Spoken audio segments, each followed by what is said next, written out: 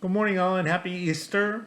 What a great time to be thinking about transformation and resurrection. This one of the holiest days in Christian cosmology, based on a teaching of love and compassion, unity and inclusivity.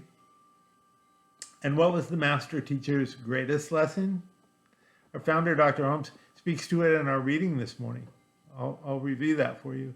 Jesus knew what we all must learn, that we cannot really have an attitude of dislike or hate or viciousness towards other people without robbing ourselves of the healing power and the comforting presence and the divine assurance that the universe itself rests on the shoulders of love. Made me think about a passage in the Bible that I hadn't thought of for a while. It's out of Corinthians, and it reads, "Love is patient, love is kind, it always protects, always trusts, always hopes, always perseveres. Love never fails." And the reason perhaps that came to mind is that in general, I've been doing pretty good navigating this thing that we call lockdown or lock-in or quarantine or shelter in place or whatever it is it's named in your area. In general, I've been doing pretty good, but occasionally I find myself short on love, short on patience and tolerance and maybe even kindness. I went shopping yesterday, and I swear to you that that was the hour that they let everybody out to go to the grocery store. I have never experienced one person after another being out of whack in their head and doing it right in front of me and getting in my way as they do so, to be quite honest. And so I was getting a little impatient with folks, and I realized, and I've realized it in a few other conversations too, that people are out of whack because they're afraid. And so this might be a very good time for me to up my game and be a little bit kinder, a little more patient, a little more tolerant, a little more inclusivity minded, because it doesn't feel good when I don't feel good about people anymore. See, we know too much. I need to be even more mindful about my thoughts, knowing that they directly affect my feelings and my experience. Here's what Dr. Holmes writes in one of my favorite books that I pulled out, This Thing Called You.